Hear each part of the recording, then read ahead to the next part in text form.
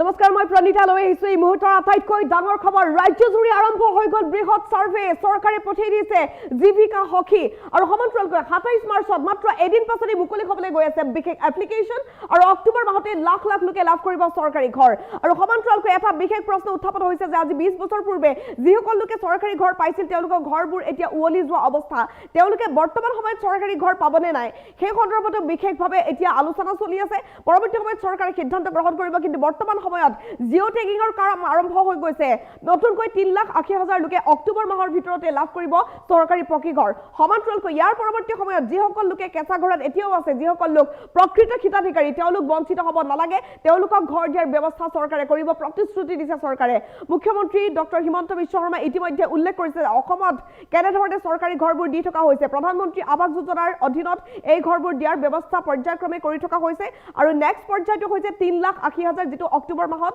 দিয়া হ'ব ইয়াৰ পাছতো যদি বাকি থাকি যায় কিছু লোক তেওঁলোকক পৰৱৰ্তী সময়ত ঘৰ দিয়া হ'ব আৰু ইয়াৰ মাজতে এটা ডাঙৰ ঘোষণা কৰা হৈছে যে জীৱিকা সখীক যে সাৰ্ভে কৰিবলৈ পঠোৱা হৈছে সেই জীৱিকা সখীয়ে যদি কেনেবাকৈ ইচ্ছাকৃতভাৱে কাৰোবাৰ নাম এন্ট্ৰি নকৰে তেনেহলে তেওঁৰ বিৰুদ্ধে লোৱা হ'ব একশন চৰকাৰে ল'ব ব্যৱস্থা লৈ আহিছো সবিস্তাৰি মুহূৰ্তত আটাইতকৈ ডাঙৰ খবৰ এটা ভাল খবৰ ৰাজ্যৰ লাখ লাখ লোকৰ বাবে আৰম্ভ হৈ গল বৃহৎ সাৰ্ভে আৰু এই সাৰ্ভেৰ অধীনত এতিয়া জিও টেগিং হ'ব আপোনাৰ নাম এন্ট্ৰি হ'ব আৰু আপুনি চৰকাৰী ঘৰ লাভ কৰিব যদি এতিয়াও আপুনি কেঁচা ঘৰত আছে অক্টোবৰৰ ভিতৰত লাভ কৰিব লাখ লাখ লোকে চৰকাৰী পকী ঘৰ 27 মাৰ্চত মুকলি হ'বলৈ গৈ আছে বিশেষ এপ্লিকেশন আপুনি যদি মোবাইলৰ কাম জানে আপুনি যদি ইন্টাৰনেট ইউজ কৰিব জানে তেনেহলে আপুনি নিজে কৰি ল'ব পাৰিব জিও টেগিং আপুনি যদি মোবাইল ফোন ব্যৱহাৰ কৰি আছে আপোনাৰ ঘৰত যদি কম্পিউটাৰ ল্যাপটপ আছে তেনেহলে জিও টেগিং আপুনি নিজে কৰিব পাৰিব ইতিমধ্যে ঘৰে ঘৰে জীৱিকা সখী গৈছে জীৱিকা সখী আৰম্ভ কৰি দিছে জিও টেগিংৰ কাম নাম এন্ট্ৰি হৈ গৈছে বহুলোকৰ অনলাইন কাম নজনা মানুহৰ জিও টেগিং জীৱিকা সখীয়ে কৰি দিব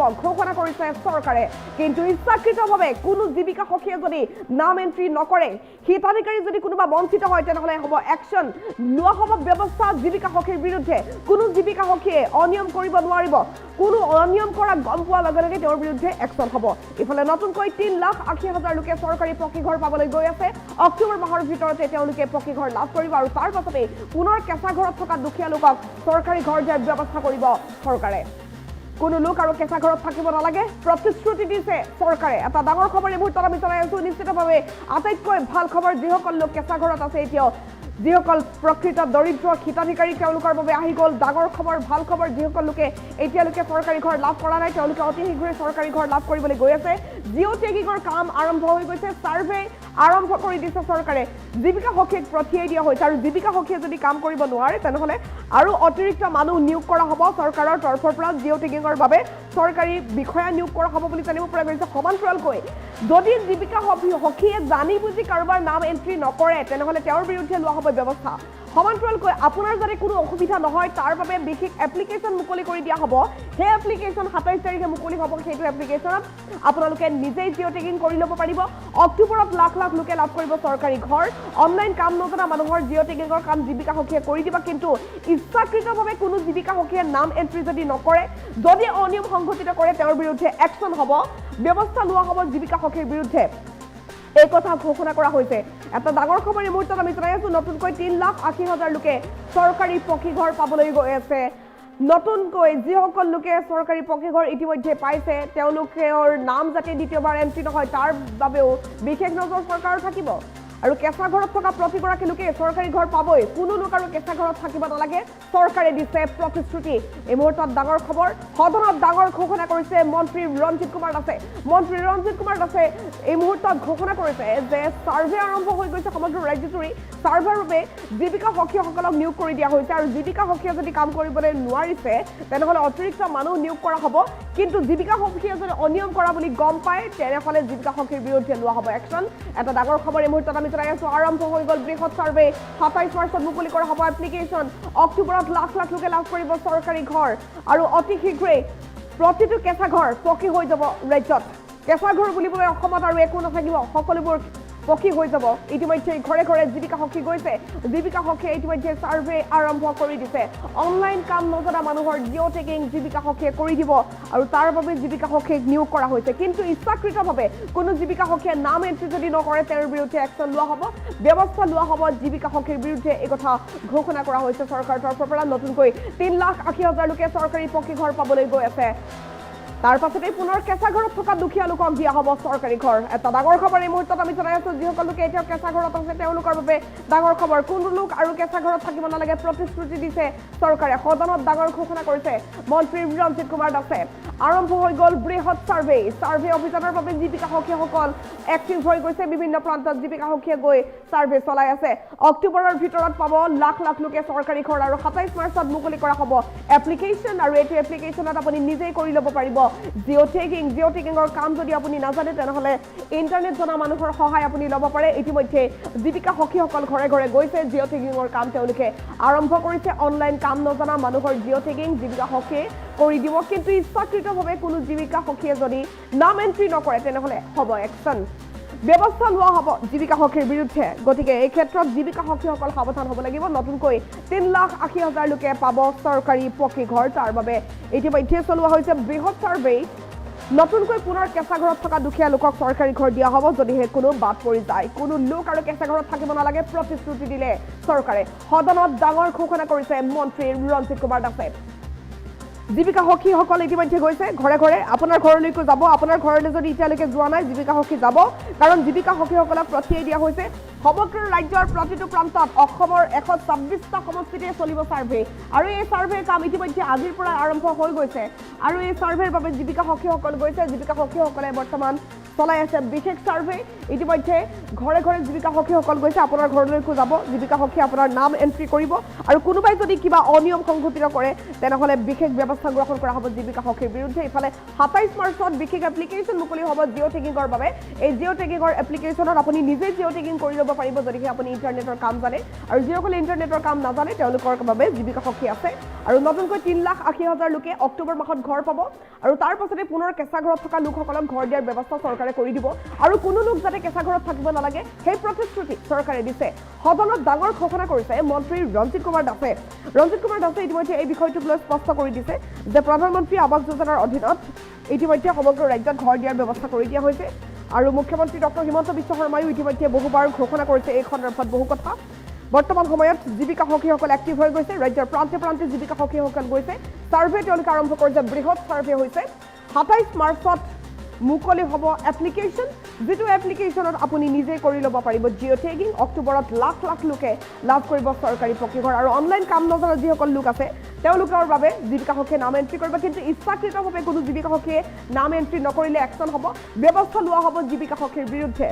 নতুনকৈ 3,80,000 লোকে অক্টোবৰ মাহত চৰকাৰী ঘৰ লাভ কৰিব এটা ডাঙৰ খবৰ এই মুহূৰ্তত আমি জনাই আছো আৰু ইয়াৰ পাছতে কেঁচা ঘৰত থকা দুখীয়া পৰিয়ালক ঘৰ দিয়াৰ ব্যৱস্থা কৰা হ'ব আৰু কোনো কেঁচা ঘৰ অসমত নাথাকিব কোনো লোক আৰু কেঁচা ঘৰত থাকিব নালাগে প্ৰতিশ্ৰুতি দিছে চৰকাৰে সদনত ডাঙৰ ঘোষণা কৰিছে মন্ত্ৰী ৰঞ্জিত কুমাৰ দাসে তেওঁৰ ভাষ্য আছে শুনাব বিচাৰিছো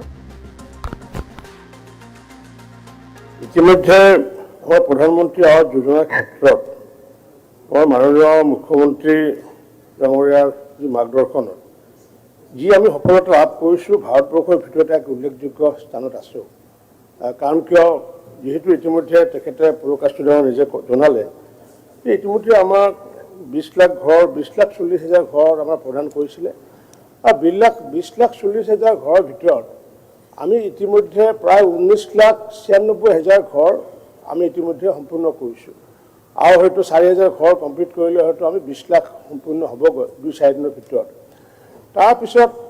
আমাক পুনৰ মাননীয় প্ৰধানমন্ত্ৰী নৰেন্দ্ৰ মোদী ডাঙৰীয়াই যেতিয়া তৃতীয়বাৰৰ কাৰণে দায়িত্ব ল'লে তেখেতে কৈছিলে যে সমগ্ৰ ভাৰতবৰ্ষৰ লগতে অসমতো পুনৰ ঘৰ প্ৰদান কৰা হ'ব আমাৰ মাননীয় মুখ্যমন্ত্ৰী ডক্টৰ হিমন্ত বিশ্ব শৰ্মা ডাঙৰীয়াই নিজে ভাৰত চৰকাৰৰ প্ৰধানমন্ত্ৰী ডাঙৰীয়াৰ লগত আৰু গ্ৰাম্য উন্নয়ন মন্ত্ৰীৰ লগত আলোচনা কৰাৰ অন্তত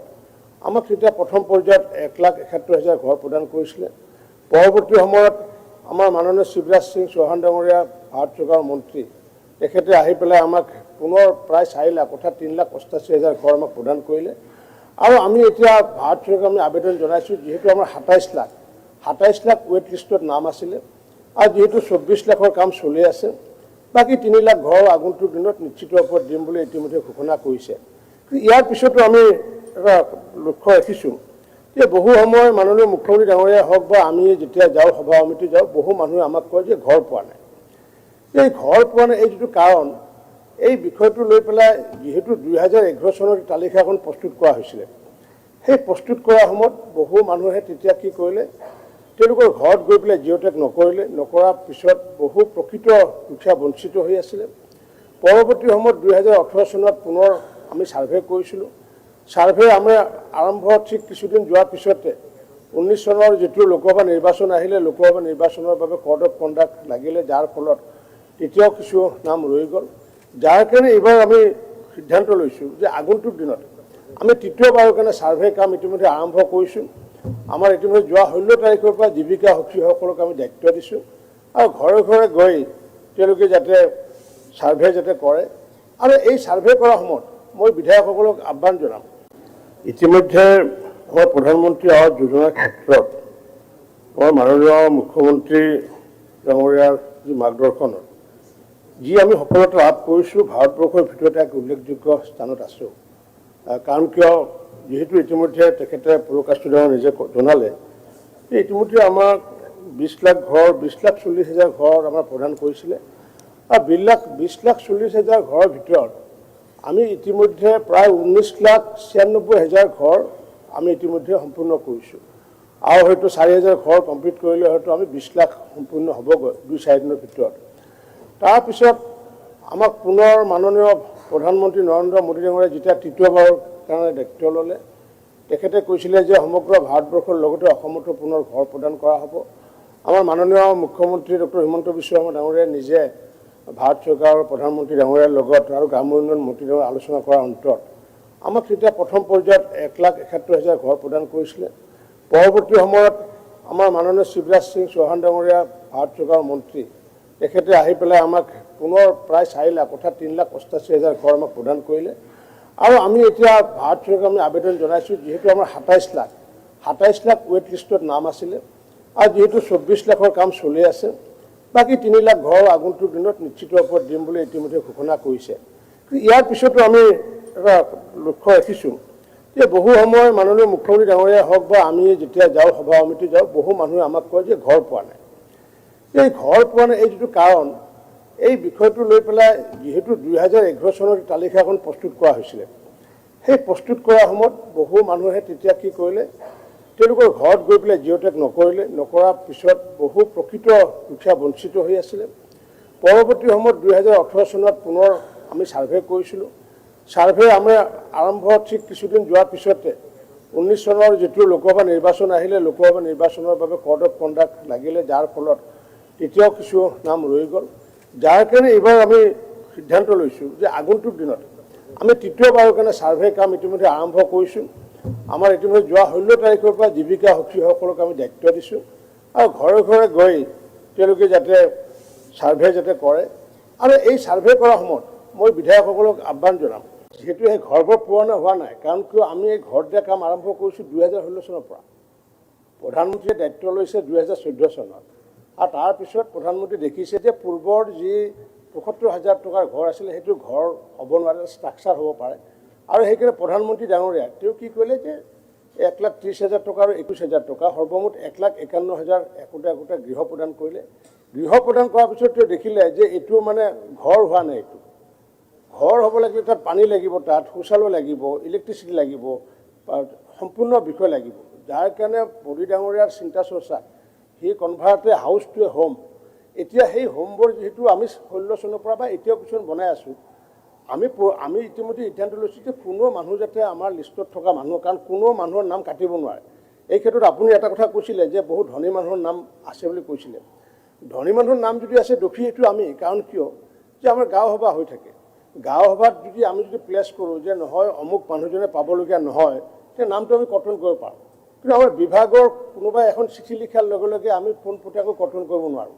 গতিকে গাঁও সভা পাতি যদি কোনোবা নাপাবলগীয়া মানুহে যদি পাই আছে,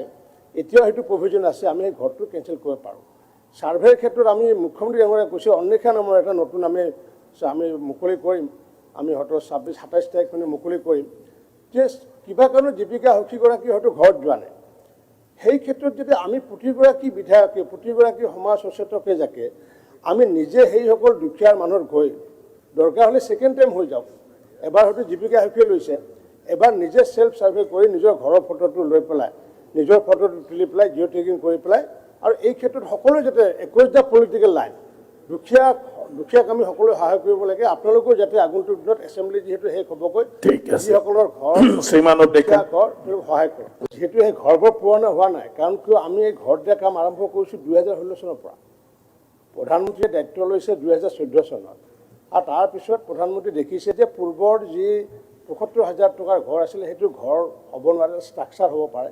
আৰু সেইকাৰণে প্ৰধানমন্ত্ৰী ডাঙৰীয়া তেওঁ কি কৰিলে যে 1,30,000 টকা আৰু 21,000 টকা সৰ্বমুঠ 1,51,000 একোটা গৃহ প্ৰদান কৰিলে গৃহ প্ৰদান কৰাৰ পিছত তেওঁ দেখিলে যে এইটো মানে ঘৰ হোৱা নাই এইটো ঘৰ হ'ব লাগিলে তাত পানী লাগিব তাত শৌচালয় লাগিব ইলেক্ট্ৰিচিটি লাগিব সম্পূৰ্ণ বিষয় লাগিব যাৰ কাৰণে মোদী ডাঙৰীয়াৰ চিন্তা চৰ্চা হি কনভাৰ্ট এ হাউচ টু এ হোম